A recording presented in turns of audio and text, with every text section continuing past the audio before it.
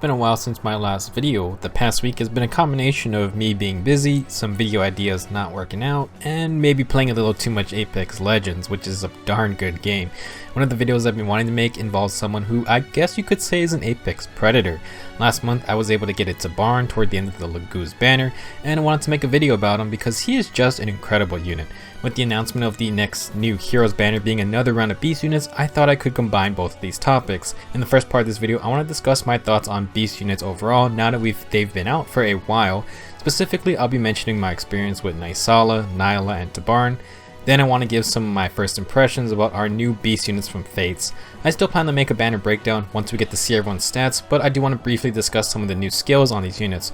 There will probably be some information overlap between both videos, but hopefully that's okay with you guys. So regarding Beast units in general, after getting to play with a couple of them over the past month, I would have to say I'm a fan of them. I think the main aspect to Beast units has to be their transformations. What bonuses do they offer, and how hard is it to keep them transformed at all times? When Beast units first released, I said I don't think the penalty for not being transformed is very harsh. For the most part, I think that still stands. However, I will not deny that the transformation bonuses are incredibly powerful. You can definitely see the difference, and it's a lot of power these units potentially don't always have access to. If you aren't familiar with the transformation bonuses, seem to tie into the movement type for each beast unit. We've only had infantry and flying types, but the next banner is introducing cavalry beast units, which I'll get to later on. Flying beast units get an extra movement space, and 3 movement is incredibly dangerous when a unit can fly over any terrain. Units like Tibarn can be incredibly oppressive with a huge attack range and builds that focusing on repositioning after a fight. Infantry beast units get plus 10 damage on special procs, and that shifts their focus to spamming as many specials as possible. For instance, Nyla can run Wrath to stack on more true damage and get extra cooldown if she wants. While the transformation bonuses are very good, it can be tough to keep up transformations every turn. This is probably the biggest obstacle for beast units at the moment. They can work fine with teams made of non-beast or dragon units, but Fire Emblem Heroes tends to keep your units close together, and it can be hard to avoid placing your beast allies next to regular units. I personally find it so much easier when I don't have to worry about this, and you can do this by running a full beast unit team or mix in a couple dragons.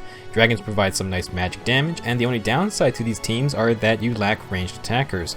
With more beast units on the way, it should theoretically provide players with more options to run more teams made mostly of beast types. It's not necessary, but sometimes losing the transformation bonuses on the wrong turn can get someone killed. For example, maybe I was expecting Nysala to take out a deadly mage 3 spaces away, but since he reverted to human form, I can't take that mage out. You can plan around transforming and reverting, but in my opinion, it is a hassle.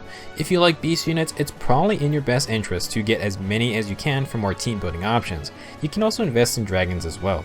Regarding Nysala, Nyla, and Tibarn, I do want to give my quick rundown of each of them because they are the 3 beast units I have. I've made a few videos on Nysala already, and he is a very good Grand Hero battle unit.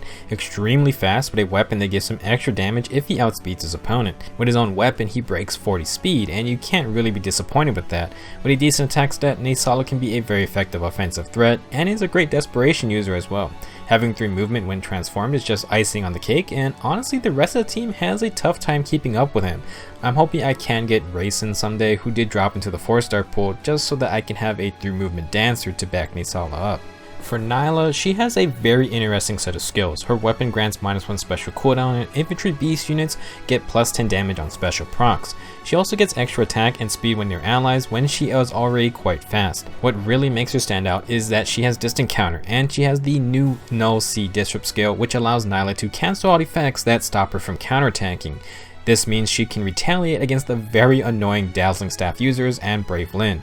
For Aether raids, Nyla can be pretty amazing to have on a team. Brave Lyn and Brave Veronica are literally everywhere, and Nyla can actually retaliate against both of them. She doesn't have the greatest defensive stats ever, but she can definitely tank one shot and KO them back with Moonbow. While I haven't really used her that much outside of Aether raids, I still think she is a strong unit overall. Just a fun unit to use, and it's been so satisfying watching Brave Veronica suicide into her. Last, I want to talk about Tibarn, one of my favorite Lagoos from Path of Radiance and Radiant Dawn. The Hawk King is so deadly in Heroes. Tibarn can be incredibly oppressive in this game, and that's thanks to his high base attack stat combined with high mobility. His unique weapon has a very strong effect for the most part. If Tibarn initiates against a full health enemy, he gets a follow-up attack. This ability is so good because generally fights start with the enemy at full HP. That's just how this game plays out, and Tibarn can pretty much proc this effect against every enemy. Obviously, you don't want to use him with Savage Blow users or other similar out of combat damage effects. He comes with even attack wave and he can buff himself to over 60 attack.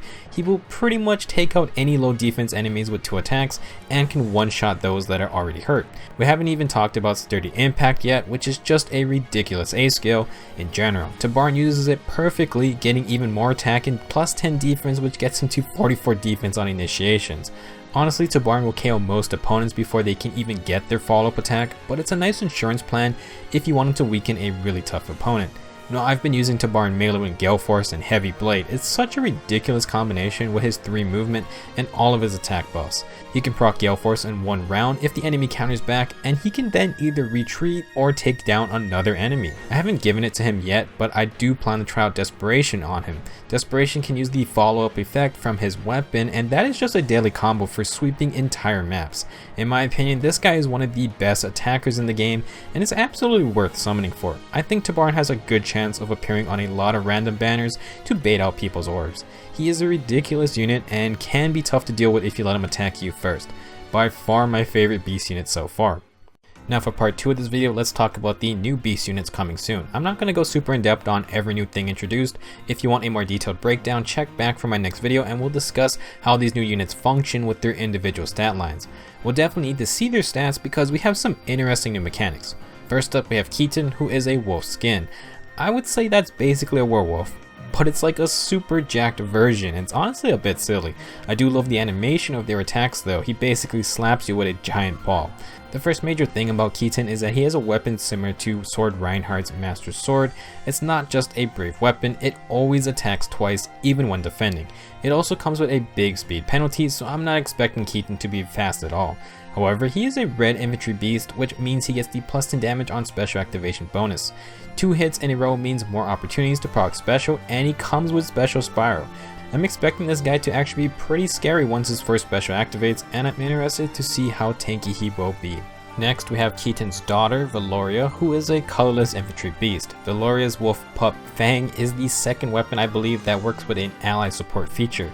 On turn 1, Valoria and her supported ally gets -2 special cooldown, and this opens up all kinds of odd strategies. I mean, you have endless possibilities depending on who you support Valoria with. She doesn't actually get other in-combat effects, so she is definitely better for shorter battles. She also introduces Ward Beast, which is not surprising since we already have Horn and Fortified versions for Beast Emblem. A bit of a strange unit. I do want to see her stats before giving a final judgment. Third, we have Kaden, who is a green beast unit but is a cavalry movement type. This is new and pretty interesting. I assume this means he will have a base 3 movement and can't move through forest tiles, which may be a bit weird to get used to too because he's not on horseback. I can definitely see myself screwing this up because I forgot. Kaden is a kitsune, which is basically a fox. Now his weapon description is really long. Basically, he takes all the field buffs on him and grants those as in-combat buffs for his allies within 2 spaces. He does not buff himself more, he supports the rest of his team. For example, if Kaden has +6 to all 4 stats, he would grant everyone within 2 spaces +6 to all stats during combat.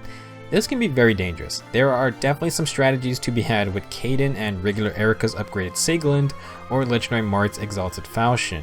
Regarding the Cavalry Beast transformation bonus, it looks pretty crazy. If Kaden initiates combat, he inflicts -4 attack and defense on the foe during combat, and they can't make a follow.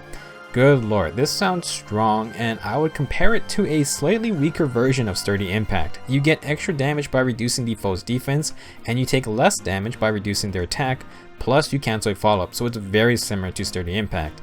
I'll talk more about Kaden next video, but to end it for now, he has Gold Beast, and that means we have all 4 Emblem buffs for Beast units. Last, we have Sookie, who is by far going to be the most popular unit from this banner. She placed extremely well on all 3 Choose Your Legends polls. The first year she was 59th overall, second year she was 21st, and the third one she was 22nd. Out of our 4 beast units from Fates, Sookie always placed the highest. For the Brave Redux banner, which is kind of like a Choose Your Legends runner-up banner for units not in the game yet, Sookie beat Owain, Cliff, and Aversa. She should have gotten into the game, but we didn't have beast units at the time, and it's not surprising to see her and the other 3 Fates beast characters get in so soon. Now, Sookie is a blue beast unit and cavalry as well to match her father Kaden. On top of the cavalry beast transformation bonus, her weapons effect is a bit odd. Against melee enemies, if Sookie has higher resistance than her opponent, she gets bonus stats equal to 50% of the difference between both res stats. This has a maximum of +8, and I assume this is a combat buff, not a field buff. Now, this stat boost is for all of Sookie's stats, so if she has 16 or more resistance than her enemy, that would get her the full +8 to all stats during combat. That is quite insane. I would assume this means she will have a very good res stat, probably somewhere around 32 to 35 resistance, maybe more. Her weapon grants extra res too, and she even has even res wave for self resistance buffs. Sookie also has a new skill called Sabotage Attack that can global debuff enemies with -7 attack if they have 3 less resistance than Sookie and are adjacent to another foe. It's kinda similar to a versus unique tome, just comparing resistance rather than HP. We'll need to see just how much resistance Sookie has and how much her other stats sacrifice to determine how good her kit becomes. Definitely looks dangerous, and with 3 cavalry movement plus the mini sturdy impact bonus effect, I think she'll be another scary attacker. This banner is crazy and everyone has something unique to offer. Keaton can always attack twice, Laureus can help an ally spam specials faster, Kaden can buff his team up, and Sookie wants to play the resistance comparing game to get a crazy amount of bonus stats. I think these 4 will offer a lot of variation to our other beast units, and I do think they will be quite strong. It's also confirmed that we are getting Pan as the next Grand Hero battle, so like last time, if you aren't summoning, you will have the chance to get another beast unit. She is a beast unit from Awakening and transforms into a rabbit-like creature. That's all I got for this video. I'll be prepping for the full breakdown of this banner for next video, but if you have any initial thoughts, let me know in the comments. I'll see you guys soon.